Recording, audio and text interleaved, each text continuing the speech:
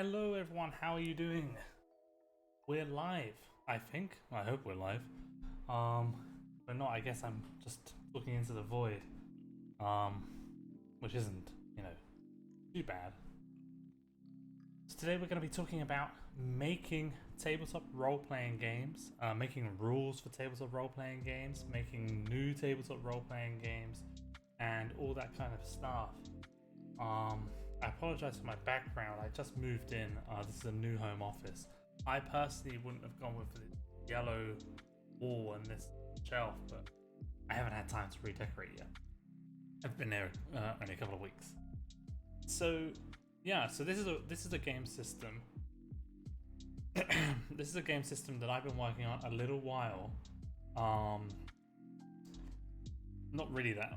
I mean, I worked on it a while ago, and since then, I haven't really done anything with it. I got stuck. Like I was making it up as I went along, and I got stuck at a certain point, and I just left it where it was for like 2 years. It's just been sat on my Google Drive. So I thought I would come to Twitch. I'm back to Twitch. It's been a while. I wasn't on Twitch throughout the pandemic at all. So far, because that was a lot. The pandemic was a lot. But yeah, I'm back, and I'm gonna be making this, and I wanted your guys' help. With me today, I have some Red Bull, which is essential. Caffeine is essential to game design. That's tip number 1.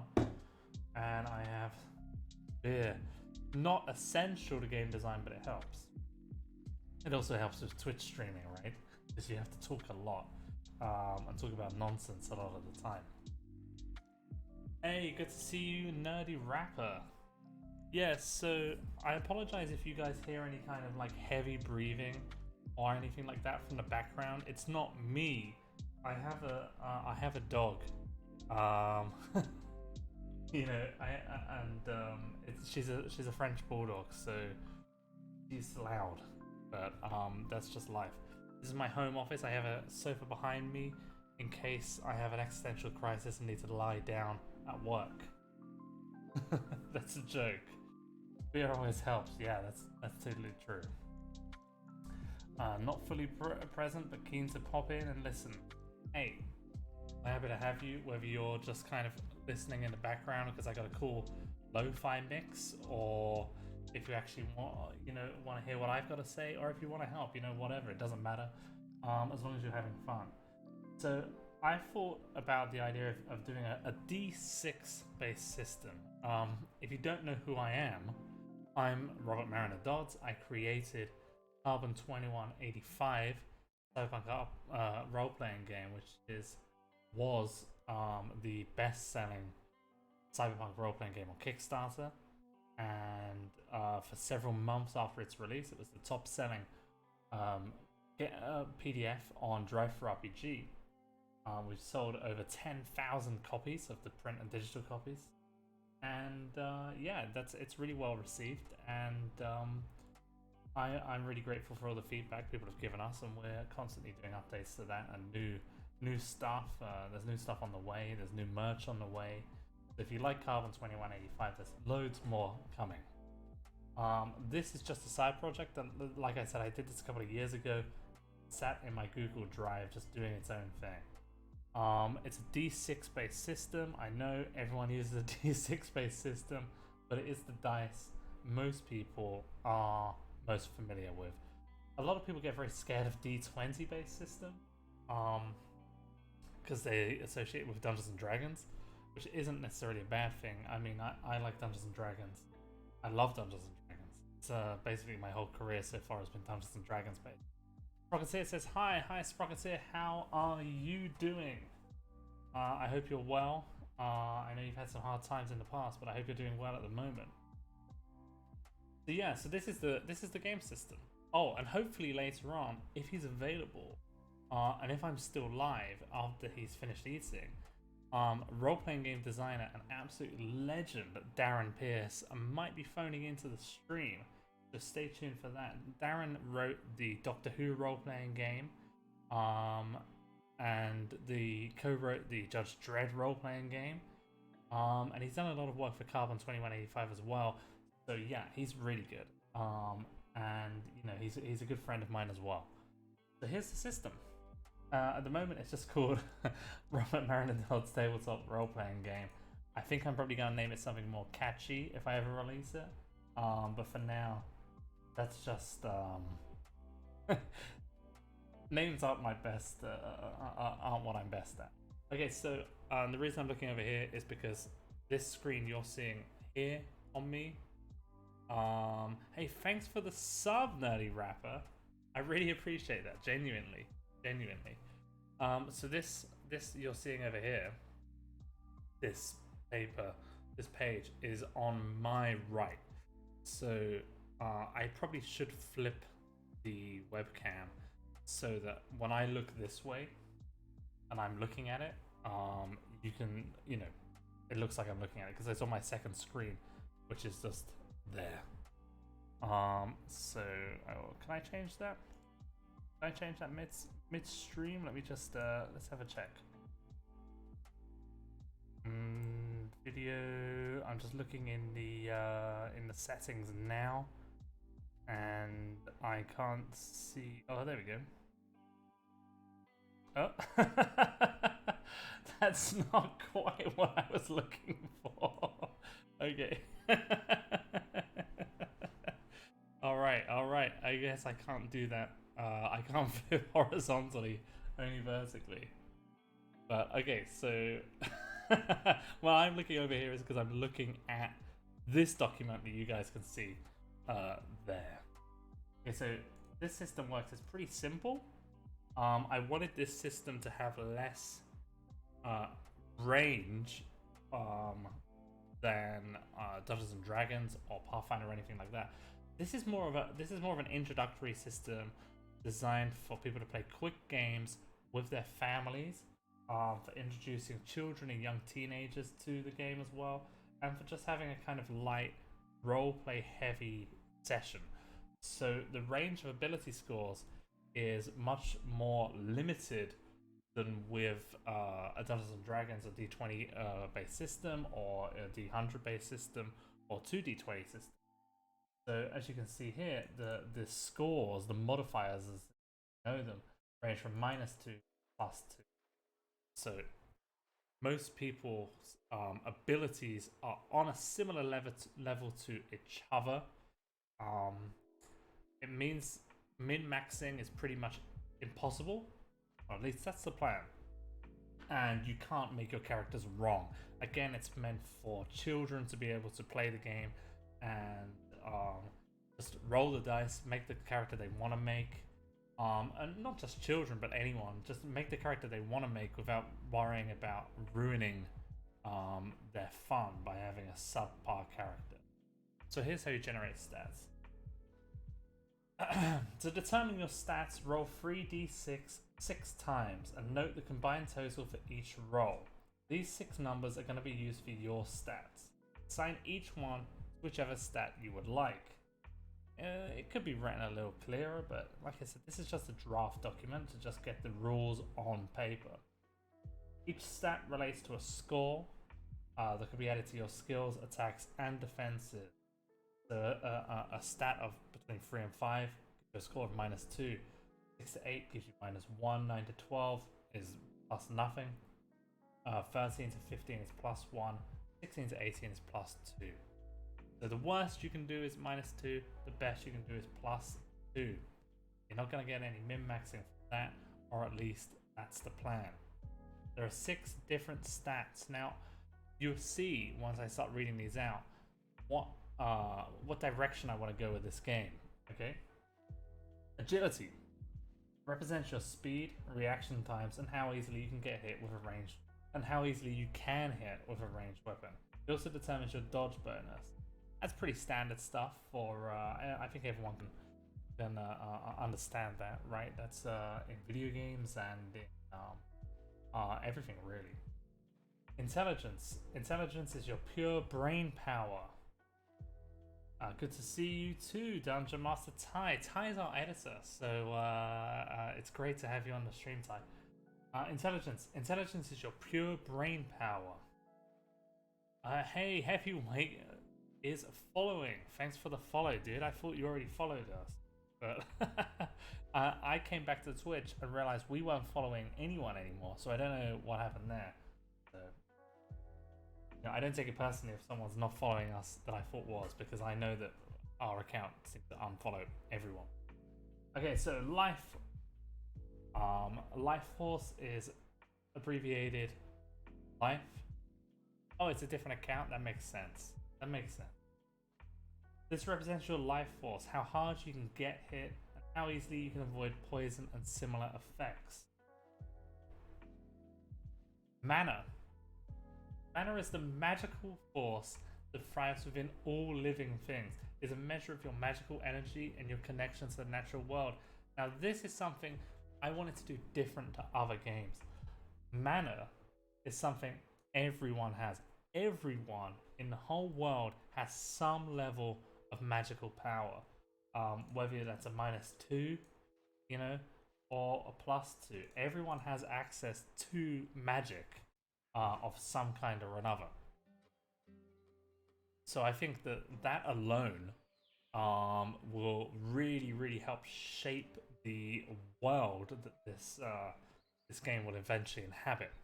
You know, when you're imagining a world where every single person, every single being has some kind of magical ability, it's gonna be cool. People. The people stat determines how well you interact with people and how easily you can sense the motives of those talking to. It's your people skills, you know? We've all heard the term people skills. I've heard a lot, you need to improve your people skills. So I think mine would be pretty low here.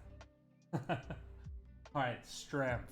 The strength stat is a measure of your brute force. How much you can carry, how hard you can hit with weapons, how easy it is for you to overcome opponent. Again, even the strongest person in this world, in this game, is only 4 points on their score, has a score 4 points higher than the weakest person. It's a very even world. Everyone's got access to some kind of strength, some kind of dexterity and magical abilities. So really, I think the big differences are going to come down to how we look at classes and origins. Those are going to be, you know, a nerdy rapper says, I wasn't here at the start. What world setting is this? I know magical, but high fantasy or question mark? Question, I haven't covered it yet. This is a system for a magical fantasy world. The question is, it's a great question, high fantasy or whatever. I don't want to put it into a box until we've made more rules. I think it can be its own thing. And, you know, wherever that ends up landing on the spectrum of fantasy, high fantasy, is really just doesn't matter too much at this stage. At this stage, we build the rules for what we think is going to be a really fun game and a fun world, and then we decide, okay, what genre are we in? Let's lean more into the tropes of that genre so people know what to expect more. At least that's what I did with Carbon 2185. I originally started writing it as a science fiction game, emulating a television show called Killjoys. And, you know, I ran a single session of that, and just a generic science fiction game. And I thought, this is fun. Then I tweaked it to be a Cowboy Bebop game for a couple of sessions.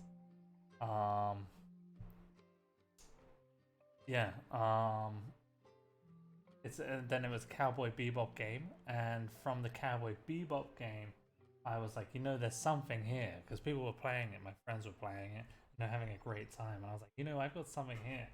So I thought I would take it and put it into the cyberpunk genre and make Carbon 2185.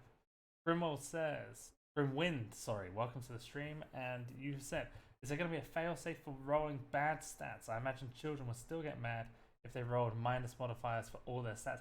That's a great point. I hadn't thought of that. Shall we say, you know, let's roll twice and take the better you know, or rather, roll your stats once, roll your stats again, and take the better lineup.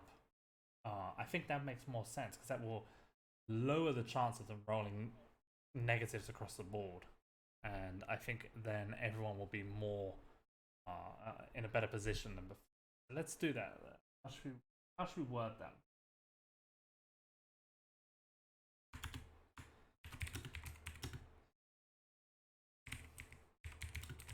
You may re-roll your set of 6 stats and decide which what are we calling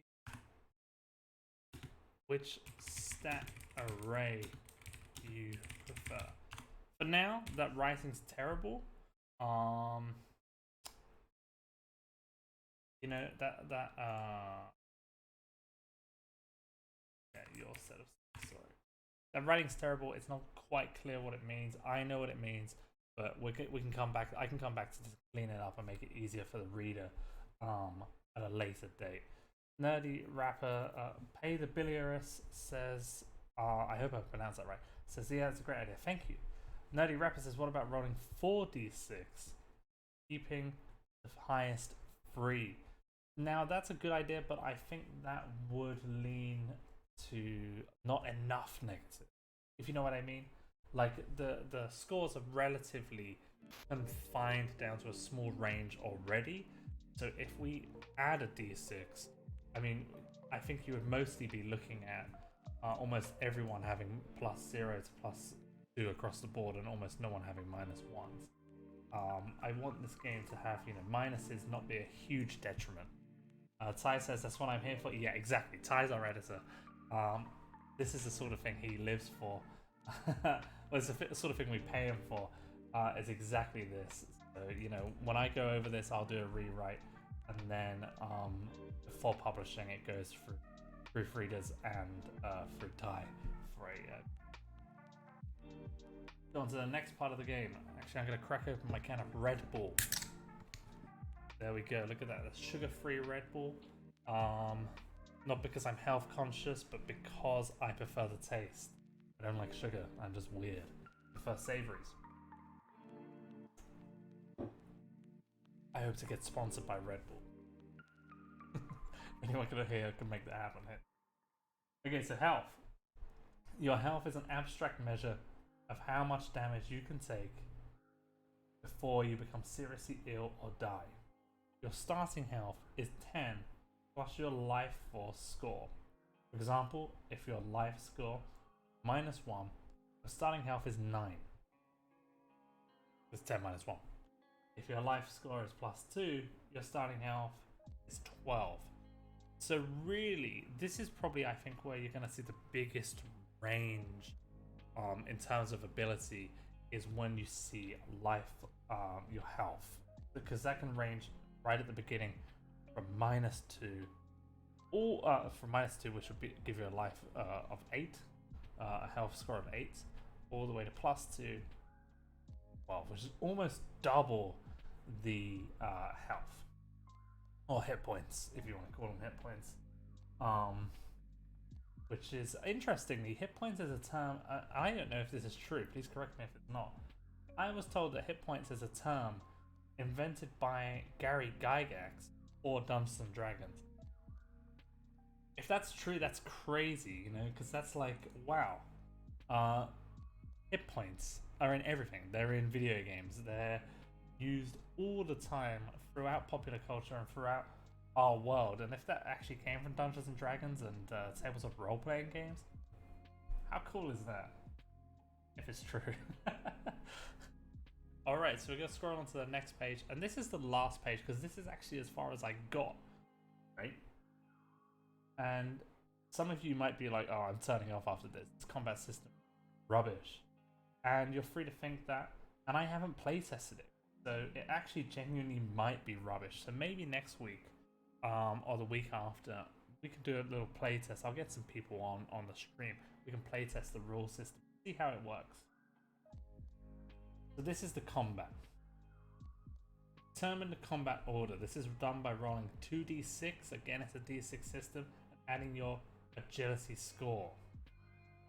Step 2, making an attack. On your turn, you may make an attack against an enemy combatant. To do so, roll 2d6 and add your relevant score. For melee attacks, add your strength score. For ranged attacks, add your agility score.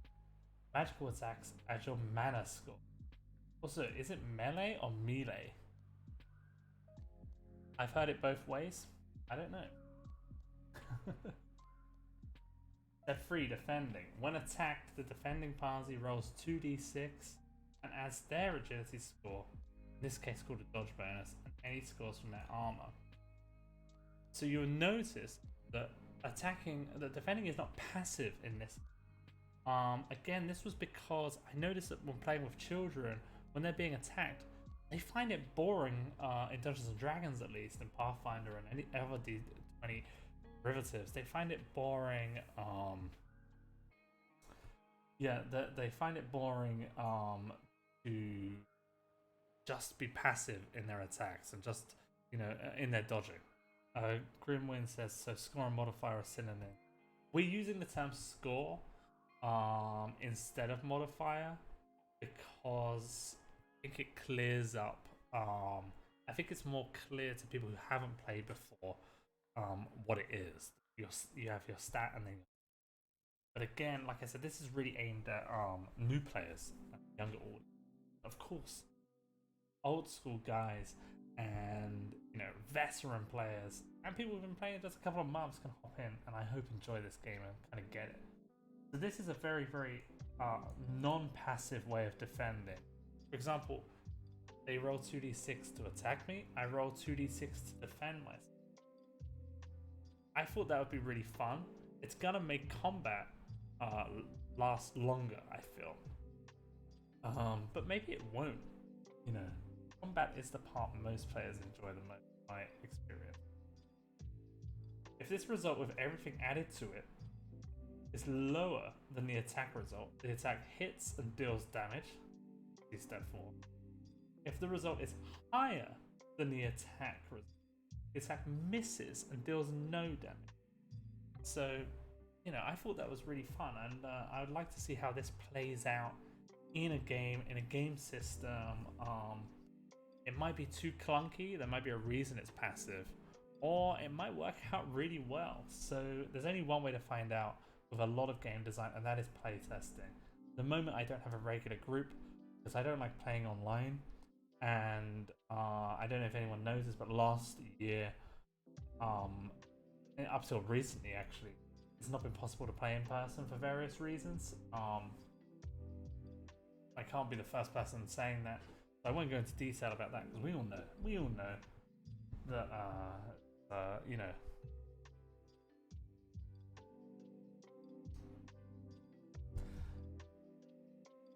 Step 4, resolving damage. Damage is dealt in combat only when an attack hits.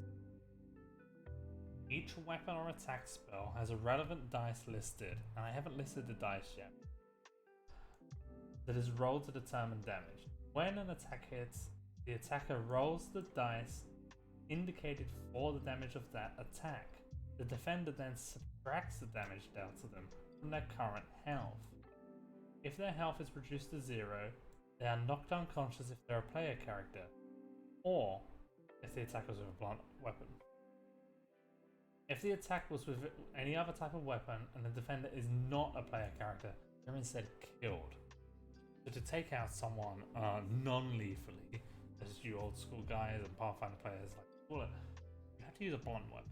You can't non-lethally knock someone out with a sword.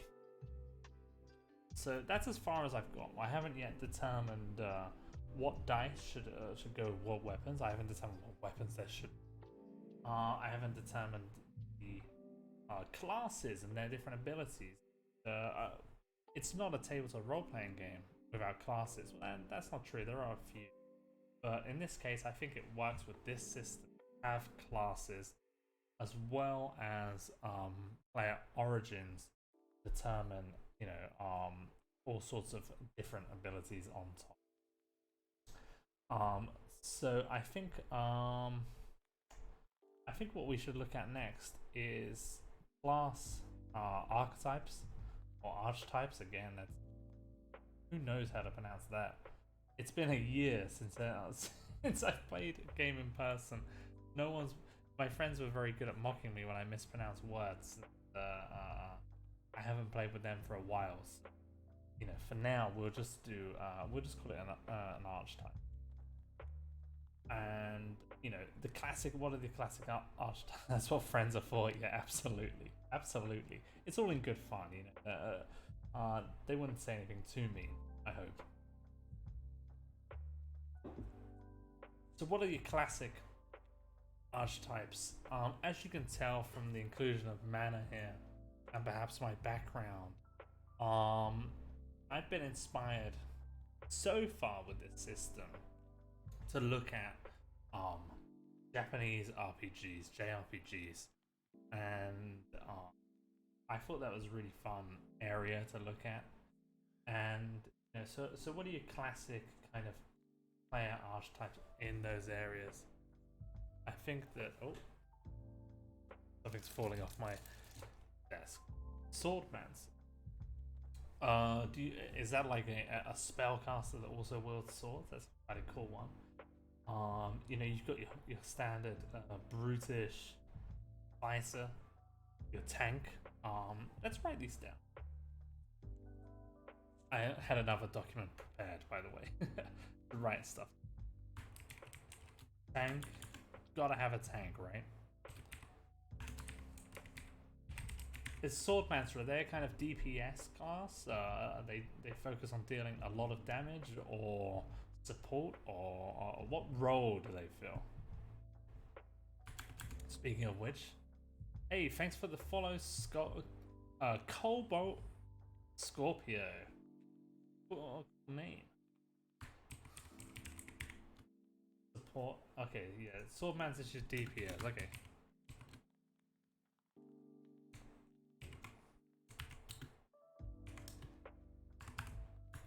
I think we can roll together support and healer because I don't want too many classes or archetypes in this game. Because again, I want to keep it simple, and you know, you can always add more in the future. So let's roll together support and healer. A control class for battlefield control. Yeah, that could work. That could work. Usually that's what your wizards do, right? Your spellcasters. So like a dedicated support, not support, control. What's that? Spellcasters. Cobalt Scorpio. We are making a D6 based game from scratch. So far, just named after myself. The name will change. Don't worry. It's meant to be a family-friendly game that kids can play with their family, with their parents. That adults can also enjoy on their own. So we've got a smaller range of scores. We're keeping things nice and tight and easy to remember, so that children aren't too overwhelmed with it. And it's a nice introduction to role-playing games. And I think that when you do something like that, you've got to lean into it. You can make it really, really good for role playing as well, because it's not dice playing, it's role playing in this game. So you know, the worst you can do is a -2 on your kind of score, which is similar to a modifier, and the best you can do is +2, so it keeps everyone kind of strong. Just got here, I heard you're doing D6. Hey, it's Kage Tactical, one of our designers, one of our layout logo designers, graphic designers, video editors / everything graphic design. Great to have you. Yeah, so this is the system. You know, it's what I'm gonna do once we get more of this on paper is I'm gonna get these documents and get them out there and link them somewhere for you all to download them and check them out and kind of come up with your own ideas to play off with. So that then next week when I come back, I won't be doing it this week, but the week after, in the stream, you can come back and say, hey, I had to play around with it. This is what I'm thinking. You know, that'd be really cool. Cobalt says, have we agreed on a genre? No, not yet. It's fantasy, definitely fantasy. You know, you have mana. Everyone has magical powers, some level of magical powers, either all the way from -2 to +2 on their magical powers. I'm kind of going slightly JRPG inspired, at least visually, because I really like the look of that, and there's not much in the tabletop role-playing game space. It looks like JRPG stuff. I'm actually working on a Studio Ghibli inspired campaign setting for 5th edition with Studio Circa, not with Dragon Turtle Games. So I won't talk about that too much here, but that's going to be really cool, and yeah, that's a really fun project I'm working on. So if you like Studio Ghibli, stay tuned. But yeah, so this is like, you know, you've got mana, so there's magic everywhere, and I think that's going to influence the game. You know, and I love the look of JRPGs as well. Yeah, aren't they fantastic? The artwork and really top-notch stuff. The combat in this is a non-passive combat. Children, I've noticed, and some are adults as well. You know, it depends. But children almost exclusively, and adults for the most part, seem to get really bored. And some adults during combat, because it's just roll. You know, if they're being attacked, you roll to hit. They tell you their armor score, and they're like, okay, does it hit? No. In this case, you roll to defend and you roll to hit. So everyone's doing something, you know, in the combat. It keeps your actions per person, per player up there, you know, because to defend you have to roll your dice, and if you roll badly, you defend badly. You know, it's not a passive score. That might end up really clunky in real life. This hasn't been play tested yet, but I will have to play test it and find out. So, you know, that's as far as we got, and we're just trying to figure out kind of what classes / archetypes there should be. So we have your tank class, classic, DPS, and then support and healer. And I believe Nerdy Rapper said control class. So yeah, let's go with control. But like Battlefield control. Although I don't know, is there a sign up for the playtest? Not yet, but we'll be putting it on. I'll probably be looking for players on Discord. If you're not part of the Dragon Turtle Games Discord, I can try and load that up now and get links. Hold on, just one moment. Edit invite links, never expire, no limit. Alright, here's the invite link to our Dragon Turtle Games Discord. Oh, turns out I'm not logged in. Gotta log in. I don't remember the password. Okay, great. Okay, so I'm not logged in on Twitch. I'm doing this through Streamlabs OBS. That's how I can see the chat and everything. I don't actually have Twitch open. But I'm going to open a new tab and go ahead and go on twitch.tv so I can hop into my own stream and join the chat and send a message. There you go. There you go. The Discord link is in the chat because I'm now on the stream. I'm gonna close the stream window because it will lag me out otherwise. Is this a generic set of rules for GMs to design their own JRPG style campaigns? At the moment, it's not much at all. But eventually, the plan, and of course, you know, plans always change throughout development. The plan is to build the rule system at the same time as building a campaign setting for it, you know. And this will be a free system, you know, that we'll work on together and we'll build together. And if we ever release it, we'll probably kickstart it purely just to pay for art and that sort of stuff. But for now, it's just text on pages, a free system we're all working on. So we have tank, DPS, support healer, and control. So what do we do with those?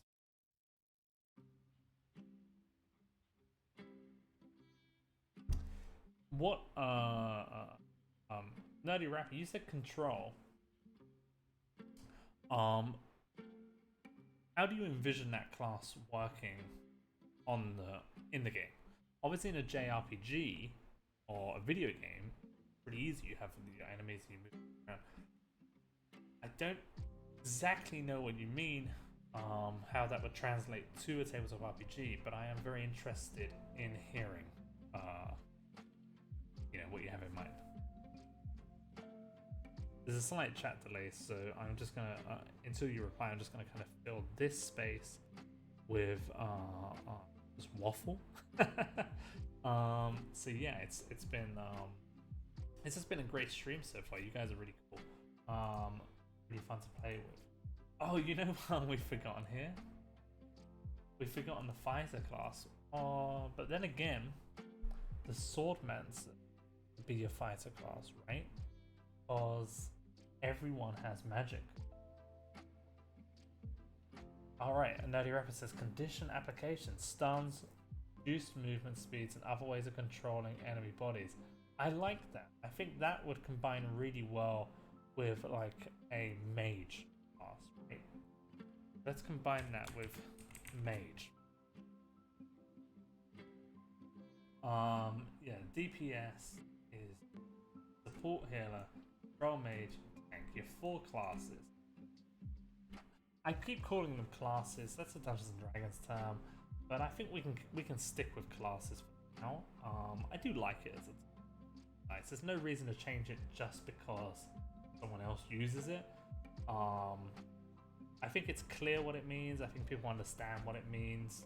So yeah, these are your classes: tank, DPS, support / healer, control / mage. I imagine a swordmancer as a fighter that imbues their blade with mana to do cool stuff. Oh yeah, that'd be cool, wouldn't it? So you've got your sword that you can add different effects to. I also imagine having a sword in one hand and like a fireball in the other. I think that would be really cool. Light Mender for support healer. I like that name. I like that name. I didn't know we were doing names, but I like that.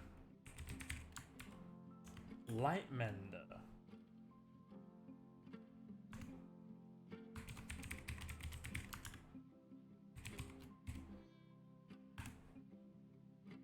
Yeah, that's really cool.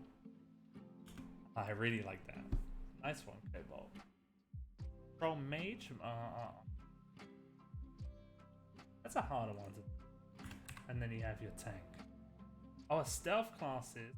Ty says, Dungeon Master Ty says, what about stealth classes? This is why you're an editor. I completely forgot about them.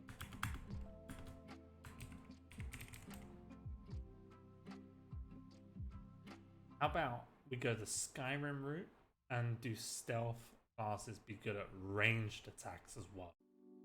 You know, everyone knows you're playing Skyrim. No matter what you want to do, you want to play a barbarian, you want to play a no matter who you want to play as, you always end up playing as a stealthy archer because it's the best person to play as in Skyrim. So let's do stealth / ranged. Obviously, these guys are gonna have range. These guys are gonna have range. Everyone's gonna have ranged attacks. Stealth, your stealth class is gonna have a specific abilities for it. Nerdy Rapper says, DPS for stealth class. Wraith? Wraith, I love the name Wraith. That's so cool. Like a sniping archer? Absolutely like a sniping archer. you know, I don't want to combine stealth with thievery. Time Lord's wife, welcome to the stream. I love your Wednesday stream. Those are the ones I watch of yours with Lewis. Lewis is also a member of Dragon Tail Games, for those of you. Lewis Scott Fraser. He's actually also does his own stuff on the side. He's got a Kickstarter at the moment called the Royal Unicorn. If you want to go on Kickstarter and check that out, that doesn't benefit me. It benefits Lewis, who's one of our employees. It's a side gig of his. It's really cool. It's rules for making for running a tavern and everything for Dungeons & Dragons 5th edition. Just give that a Google if that sounds interesting to you. Yeah, so we have the Wraith with stealth / ranged. Shield champion for a tank. Oh my goodness, you guys are doing my job for me. You're coming up with the best names. These are better names than I could ever come up with. That's another home run from Cobalt. Shield champion, Swordmancer, Lightmender, and Wraith. I think it's really obvious. These are great, right? These are great because these would make it really, really obvious what the class is, just from the name. And I think that I would have never come up with something this good, and this is why I love creating on Twitch, because you guys are brilliant. Nerdy Rapper says Royal Unicorn is LS Fraser's. I had it saved, but now I have to back it. Yeah, it absolutely is. It's Lewis's. He worked on it. I think you can back it and get the other stuff he's released as well, which is all Kickstarter exclusive stuff. So if you want any of Dead Channel Studios, that's his company name, if you want any of Dead Channel Studios stuff, you have to buy it through one of their Kickstarters. So if you missed the last one, you can get all of their stuff, or just the ones you want, from back in Royal Unicorn, which is just really cool. Bobot said, Dagger Shade for the stealth. Oh, I didn't see Wraith. Apologies. Yeah, no problem, man. No problem. It's kind of small. Force Crafter, a control mage. I like Force Crafter, but I don't want to go with Force because of Star Wars. Gives Star Warsy vibes. George Lucas stole a whole word there. Mana Master.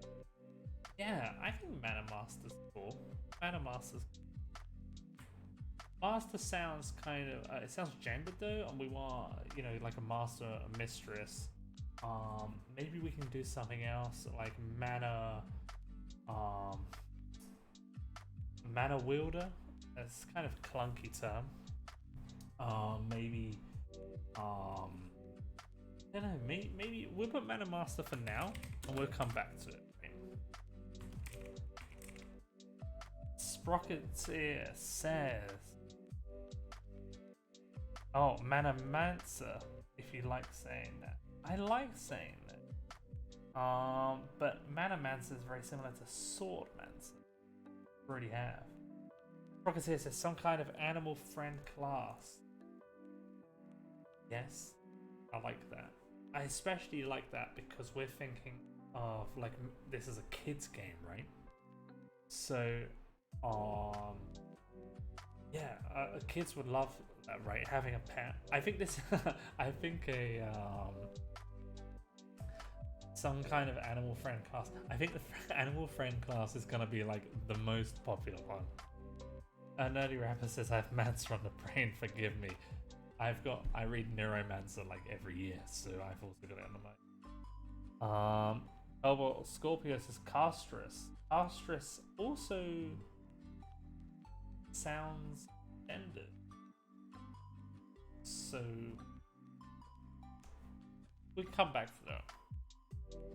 Kiki and Gigi on the broomstick. Let's do a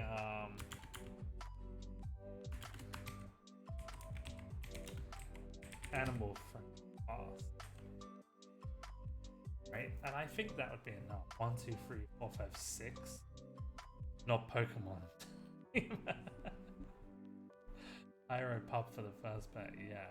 Spellbinder for Control Mage. Kage Tactical has absolutely come in with the win. I love that. Spellbinder. Animal Friend. Fauna Tamer. there's something there. Let's get it down. I think this is enough classes, right? 6. You don't want to overwhelm the players. You also don't want to make it too hard to write because you have to balance these against each other. They have clear areas that they do at the moment where I don't think there's going to be any overlap. Cobalt says Spellbind is so good. Yeah, right? So good. So good. Excuse me, just while I take a Red Bull and beer break. What have you guys been up to anyway? What's the most recent game that you've been playing? And I don't mean video game, I mean in terms of role playing game. I played one recently. I think the most recently released one I played was oh, it's hard to say. I think probably what's that Free League one? With the dinosaur being with the rider on the dinosaur on the front. It's not a dinosaur, it's like a lizard. I think Sprocketeer plays it, or did play it on stream with someone. It's black and white, the rulebook. Nerdy Rapper says Carbon 2185. Of course. It's a great game, right? I really enjoy playing it. Like, it started as a homebrew game and it just became a whole rule system. And I almost didn't make it. I almost just thought, no, I'm not gonna make games. I'm just gonna make adventures. But then I pushed myself. I worked really hard on it. I did literally like, I was doing 7-hour days, 7 days a week, 12-hour days on the Carbon 2185. Sprocketeer says, Cobalt says, sorry, I'm a little behind on chat. Oh, I'm a lot behind on chat. Grimwind says Beast Whisperer. Now that is cool.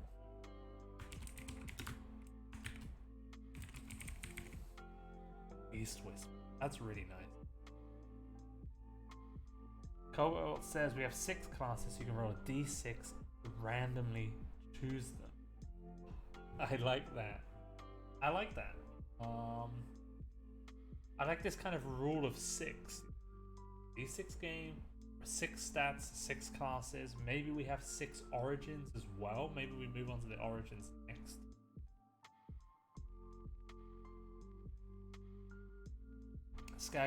Sprocketeer says the last one played was with Skagath. Skagath is who you played. The most recent game I played with. I don't remember the name of it though. When he ran Draka Och Demar. I don't know that game. Is that a Swedish game? No, Skagath's Swedish, right? Cobalt says I'm just finishing my second Mutants and Masterminds third campaign. I haven't played Mutants and Masterminds yet, although people keep telling me to, so maybe I will. I'm about to finish off my D&D 5e campaign. Just started a Sentinel Comics RPG campaign. You got so many games running, dude. I'm totally jealous of that. Sprocket says it's Beast Whisperer, aka Doolittle. Doolittle. Like the Doolittle class. Nerdy Rapper. Will origins be different races like elf, orc, dwarf, etc.? Yeah, I mean, in Carbon 2025, that's you just refers to them as origins, and I think in Dungeons and Dragons now they refer to them as ancestries. So I think that you know, they're just trying to move away from the word races because it'd be misconstrued. And there's some kind of historic issues with stuff in certain publishers in the past and certain writings. We'll stick with origins. Yes, a hell of a lot of 6s. Dragon Tattoo Games, can you show the stats one more time? Yes, the stats are here.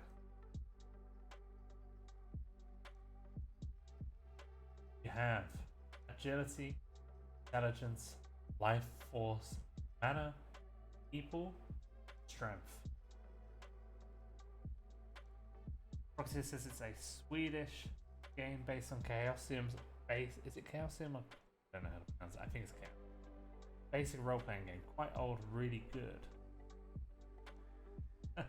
Cobalt says there's something wrong with me. RPG is my passion. There's nothing wrong with you at all. It is my passion as well. It's not just my passion, it's my career. This is my day job, is running Dragon Soda games and designing games. So yeah, it's the dream.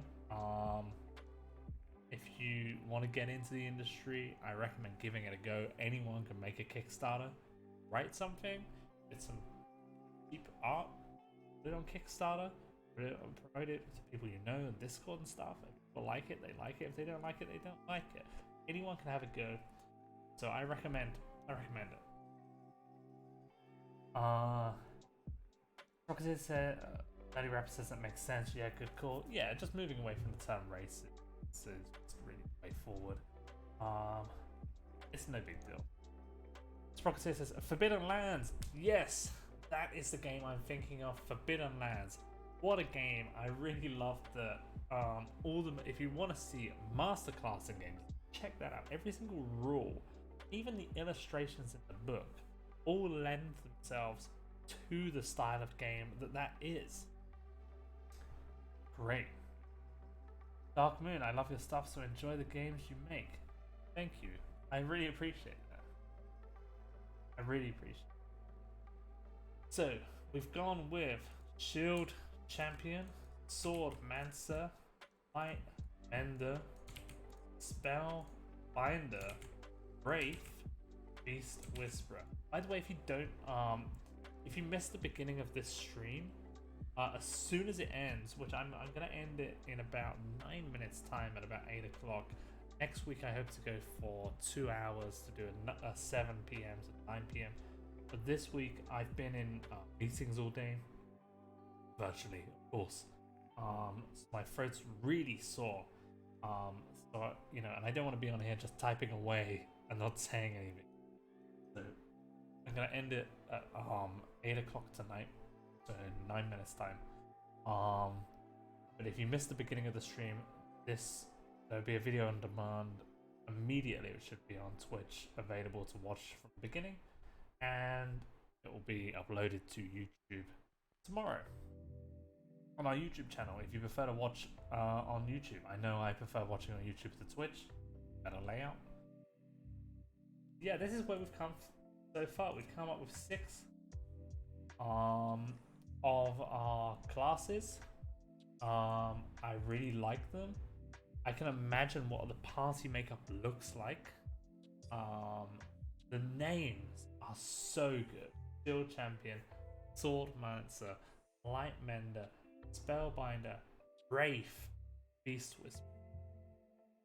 That's such a cool combination, right? That's so cool.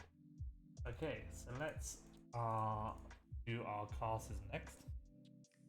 I'm going to insert a break, a column break, so I can next to it. Origins. That's what I meant earlier. Not classes.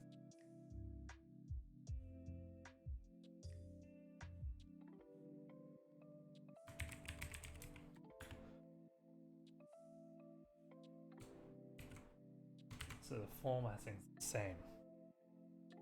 6 level max for the classes. Yeah, we can normally when I make a game, and I've made a few games, just Carbon's the only one I've released.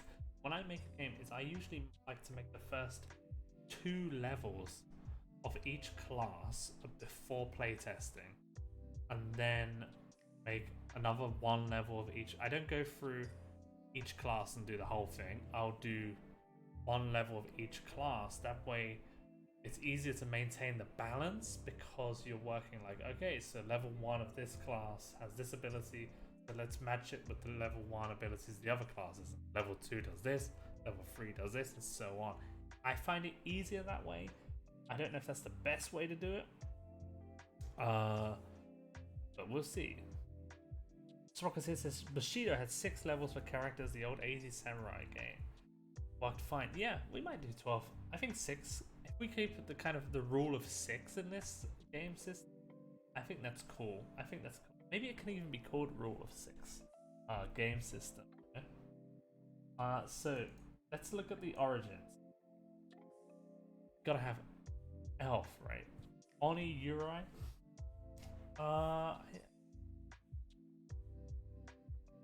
Field champion origin. Oh no, Cobalt. So I've just copied and pasted this for the for the sake of it, for the formatting. The formatting is consistent across both. So the origins will be similar to races in Dungeons and Dragons 5th edition, but we're just not calling them that. So you'll be able to mix and match. So where did the people come from? Are they elves? Are elves even going to exist in this game? I feel like they have to, right? Oh, I once played a fantasy setting where I didn't have dwarves or elves, and the reason I did that was just to see if it still felt like fantasy. And it really did still feel like fantasy. With custom races, I had a kind of a monkey-based race on the based origin, based on the Monkey King from Journey to the West, old Chinese folk legend.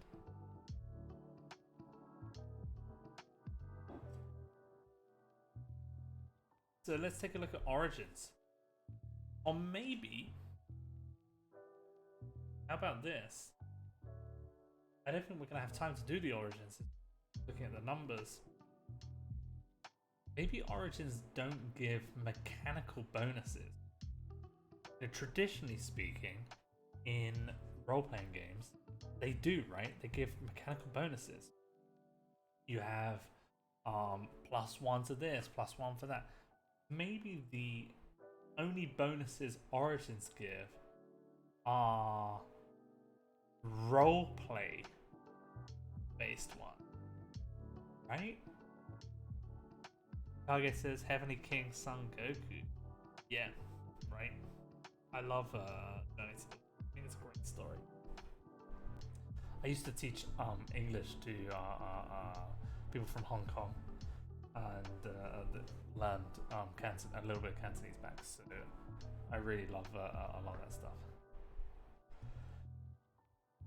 Alright, so Dark Moon says, always thought Golem would be an awesome... Yes. A Golem? Yeah, let's get that down. Golem. I saw Forestborn as well.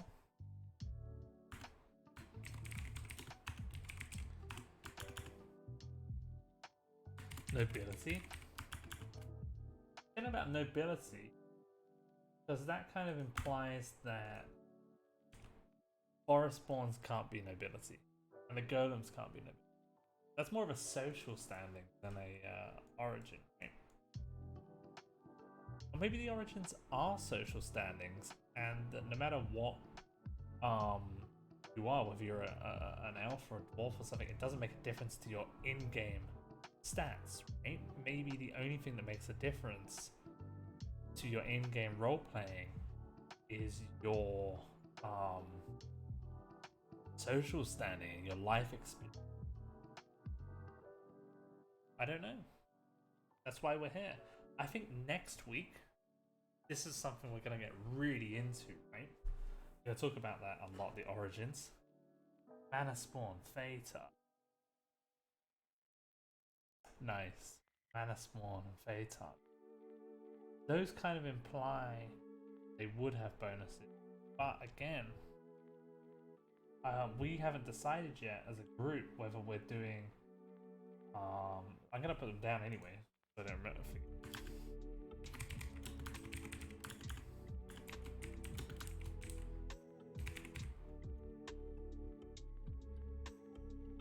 We haven't decided yet if your origins will give mechanical bonuses, like most role-playing games, or not. How would you feel about hosting a Discord server call for this in the future? Oh, definitely. I think that'd be really fun. Yeah, because there is a slight delay on me speaking to when I get your messages. So I think it might aid communication if people can hop in and out. Maybe they have to be on a pre-approved list so we don't get any trolls, but maybe not. Roxy says yes, social, not mechanical. Yeah, I like the idea of moving away from mechanical-based option in this system at least, so that then the players, the kids, can play whoever they want and it not ruin their character. Perhaps the Origins just provide a single new special ability. Oh, Kage. Oh, hang on. Kage says, "This was doing JRPG style. What about Moonchild?" Yes, I think that can be our final one, right? Moonchild, Golem, Forestborn, Nobility, Manaspawn, Fate Touch, Moonchild. Pretty cool. Perhaps the Origins could just provide a new special ability. Yeah, maybe a special ability that isn't even tied to any kind of advantage over each other. So like, I'm thinking like in the Elder Scrolls games or like Skyrim where Dunmer can... is it Dunmer? Oh, I can't even remember. Where at some point one of the races in the game can summon a ghost for one fight.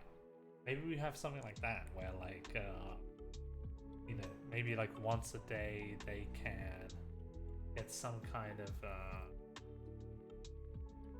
bonus that helps them, not necessarily in combat, but just helps them in general. Like maybe like it says Moonchild's bonus power matches the phase of the moon, and maybe Moonchild can once per day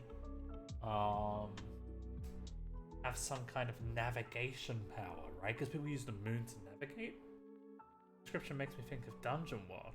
I actually haven't played them. No, that's not kind of a cool thing to say, but I haven't played it. So yeah, maybe Moonchild could have some kind of navigation-based bonus. So it's not mechanical. They have an easier time of moving around. Light of the moon illuminates their path. Oh yeah, maybe that. Maybe like they can cast a kind of a light-based spell once per day or something. Kage appreciates Sprockets' input. Totally same. Light of the moon. I love that. Golem minus D6 to all damage. That feels like a mechanical bonus. I appreciate the input, but that does feel like it would definitely make a big difference mechanically. We're looking for non-mechanical bonus here. So let's call this Light of the Moon. Illumination / or navigation power. I think the one that stands out as different to me here is Nobility. So let's lose that for now. Maybe we can come back to that picture. Yeah.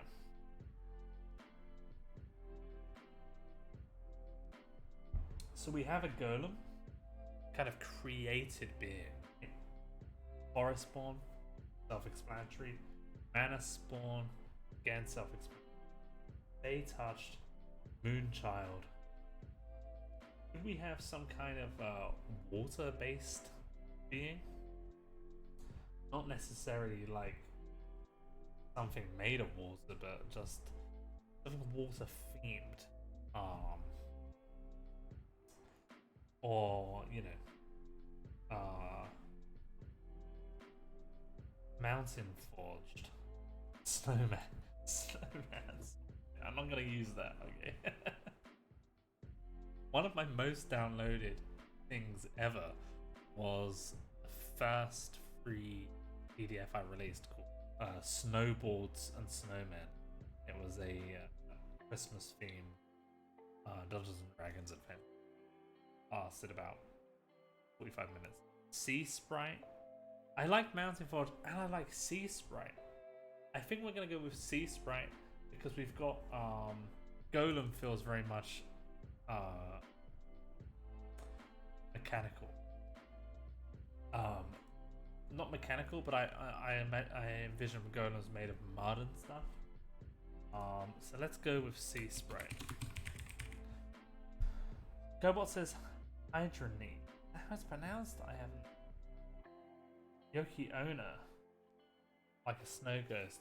Kage, I'm sure I just pronounced that completely wrong. I'm terrible at pronouncing Japanese words. If you could write it out phonetically for me, that would be great. So I don't look so stupid. And so we all learn. So we all learn the pronunciation. Because I'm sure I can't be the only person here who doesn't understand or doesn't know how to pronounce that just off the top of their head. Yuki Ona. Snow Ghost. I don't want to scare the child though. Yeah, I think it might be a bit scary, like a ghost. Though my daughter, I have a 3-year-old daughter, which I haven't mentioned yet in this stream. She loves ghosts, and she loves ghosts, and she loves Halloween. She's been playing Mario Kart recently, and keeps asking to play as the ghost and play the Halloween level. Cool. So I think kids actually like scary stuff. Yuki Honor. The Honor. Okay, that's cool. Cobalt says Spray of the Sea. I like that. Maybe they can all be like of the. I don't know, my niece runs around screaming she's a demon dog. This is me and her dad around. Yeah. Nerdy rabbit, yeah, that sounds about right. That sounds about right. I think kids like scary. They don't like to actually be like jump scared, but I think they like spooky stuff at least. But yeah, I think we've got all of the origins in, all of the classes in. Next week we can really flesh them out. I hate to end the stream early, but like I said, I've been in meetings all day. So my throat is absolutely killing me. So yeah, unfortunately I have to end it early. But yeah, next week, same time. If you missed the beginning of this stream, and watch it as soon as this ends on Twitch or tomorrow on YouTube if you prefer the YouTube platform. And yeah, next week we're gonna be doing 2 hours. I'm gonna have some dice. So I can just roll some dice randomly because of the sound effect. I'm looking forward to next week. So am I, Dark Moon. Self-care is more important than work. Absolutely, Nerdy Rapper. I hope everyone else remembers that as well. If your boss doesn't let you do any self-care at work, maybe just try and pick a job. If you're lucky enough to get a different job, you can move job. If not, you can sneak off and have some self-care without your boss finding out. What I used to do when I worked at retail. I would kind of hide in the stock room for 10 minutes or 15 minutes every now and again. This was super fun, says Cobalt. I love brainstorming. Yeah, same. I absolutely love it. This is actually quite similar to how our internal meetings happen at Dragon Talk Games. We all just kind of get on a video call, and we used to do it in person, and just kind of chat ideas, write them down. Alright, see you all next week. Thanks for stopping by.